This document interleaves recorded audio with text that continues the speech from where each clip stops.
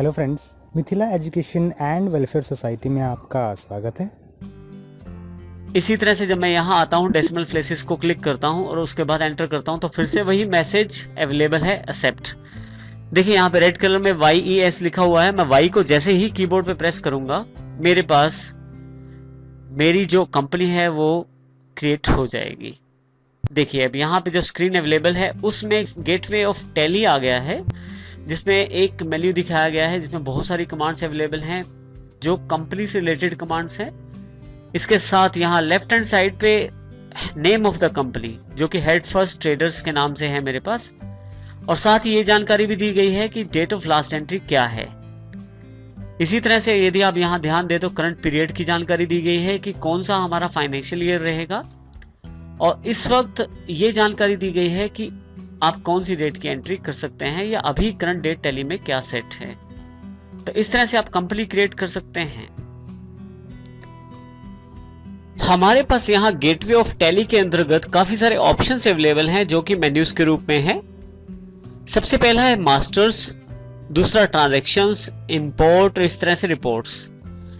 Masters में यदि आप अकाउंट्स इन्फो पे यदि आप क्लिक करते हैं तो आपके पास अकाउंट्स इन्फो के अंतर्गत ग्रुप्स, लेजर्स, स्टैट्यूटरी इन्फो और वाउचर टाइप्स, इन सब की जानकारी अवेलेबल हो जाती है, जिनमें आप फिर से क्लिक करके उस सब मेन्यू में भी जा सकते हैं। जैसे मैं ग्रुप्स पे क्लिक करता हूं तो मेरे पास ग्रुप्स का जो सब मेन्यू है वो खुल गया है, जिसमें ग्रुप्स दो तरह से बनाया जा सकता है, सिंगल और मल्टीपल ग्रुप। लेकिन अभी मैं यहां से क्विट करके वापस आता हूं पिछले लेवल पे, फिर से क्विट करके वापस आता हूं यहां से। इसी तरह से ट्रांजैक्शन के अंतर्गत अकाउंटिंग वाउचर से रिलेटेड इंफॉर्मेशन अवेलेबल है। यदि आप यहां क्लिक करें तो देखिए अकाउंटिंग वाउचर क्रिएशन स्क्रीन खुल जाती है, जिसमें यहां पे बटन टूल बार जो है वहां पे ऑप्शंस बदल जाते हैं। इस तरह से यहां से बाहर आने के लिए आप एस्केप का प्रयोग कर सकते हैं, और या यहां कंट्रोल M के जो पास में एक क्रॉस का निशान है यहां भी क्लिक कर सकते हैं आप। इसी तरह से अगर मैं थोड़ा सा नीचे आऊं तो इंपोर्ट के अंतर्गत यदि मैं यहां पे क्लिक करूं तो इंपोर्ट ऑफ डेटा से रिलेटेड इंफॉर्मेशन मेरे पास अवेलेबल हो जाएगी, जिसके अंतर्गत मास्टर्स फिर से जहां से मुझे डेटा इंपोर्ट करना है, और इसी तरह से वाउचर से रिलेटेड डेटा अगर मुझे इंपोर्ट करना है तो वो भी मैं इंपोर्ट कर सकता हूं। जो लास्ट सेक्शन इसमें है वो रिपोर्ट्स के रूप में है। जैसे हमने पहले भी जानकारी ली थी, balance sheet, profit and loss, ratio analysis, ऐसी रिपोर्ट्स आप डायरेक्ट रिपोर्ट सेगमेंट से प्राप्त कर सकते हैं। तो इस तरह से गेटवे ऑफ टैली के अंतर्गत काफी सारी जानकारी है जो मेन्यूज और सब मेन्यूज में एकत्रित की गई है। आप यदि यहाँ राइट हैंड साइड पे देखें तो आपके पास एक बटन टूल बार अवेलेबल है। ये जो बटन टूल बार है, इस पे जो बटन होते हैं वो आपका जो मेन्यू सिलेक्शन रहता है उसके अनुसार बदलते रहते हैं। अभी यदि आप ध्यान दें तो यहाँ पे जो मेन्यूज अवेलेबल हैं, सबसे पहले F1, उसके पश्चात फिर से F1 लिखा हुआ है लेकिन वो अंडरलाइन है। अब जो F1 डायरेक्ट लिखा है उसके लिए आप कीबोर्ड पर डायरेक्ट F1 शॉर्टकट का प्रयोग कर सकते हैं, और जिसके नीचे अंडरलाइन है उसके साथ आप ALT यानी कि अल्टर बटन का प्रयोग भी कर सकते हैं। आप चाहें तो यहाँ माउस क्लिक के साथ भी कार्य ले सकते हैं। जैसे मैं यहाँ पे सिलेक्ट कंपनी पे क्लिक करता हूँ, जैसे ही क्लिक करता हूँ तो लिस्ट ऑफ कंपनीज मेरे पास अवेलेबल हो जाती है, जो कंपनीज इस वक्त मेरे पास टैली में अवेलेबल है। यदि भी यहाँ ध्यान दें ऊपर डायरेक्टरी भी अवेलेबल है। आप डायरेक्टरी चेंज करके, यदि आपके पास बहुत सारे डायरेक्टरीज हैं जिनमें अलग अलग कंपनीज अवेलेबल हैं, तो आप यहाँ से वो डायरेक्टरी चेंज करके भी उन कंपनी की सिलेक्शन कर सकते हैं। जिस कंपनी को आप चाहते हैं सिलेक्ट करना उस कंपनी पे क्लिक करके एंटर कर दीजिए, या आप वहां पे डायरेक्ट डबल क्लिक भी कर सकते हैं। जैसे ही आप क्लिक करते हैं आपके पास फिर से यहाँ पे लिस्ट ऑफ सिलेक्टेड कंपनीज में हेड फर्स्ट ट्रेडर्स अवेलेबल हो जाता है।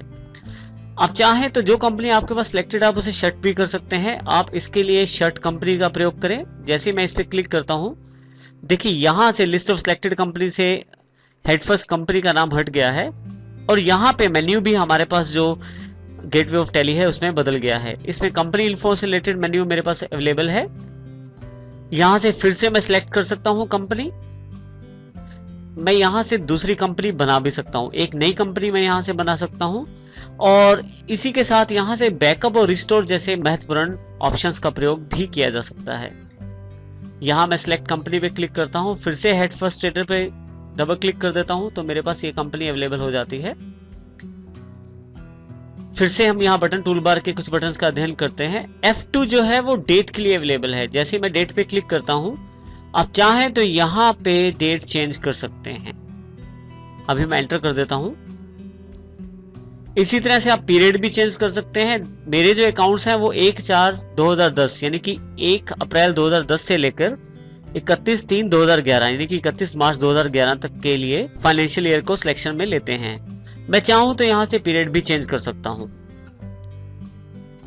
इसी के साथ आप कंपनी इन्फो पे क्लिक करके फिर से कंपनी इन्फो का एक मेन्यू खोल सकते हैं, जिसके अंतर्गत आप कंपनी सिलेक्ट कर सकते हैं। आप चाहें तो कंपनी शट कर सकते हैं, आप नई कंपनी यहां से बना सकते हैं और पुरानी कंपनी में अगर आप चाहें तो चेंजेस कर सकते हैं।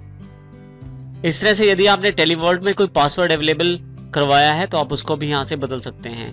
इसके अतिरिक्त फिर से हमारे पास यहाँ 3 ऑप्शन और अवेलेबल हैं, जिसमें स्प्लिट कंपनी डेटा यानी कि कंपनी के डेटा को हम स्प्लिट कर सकते हैं, बांट सकते हैं, और फिर से वही बैकअप और रिस्टोर के ऑप्शन यहाँ अवेलेबल हैं। यहाँ से मैं क्विट कर लेता हूँ तो फिर से मैं गेटवे ऑफ टैली के मेन मेन्यू पे अवेलेबल हो जाता हूँ।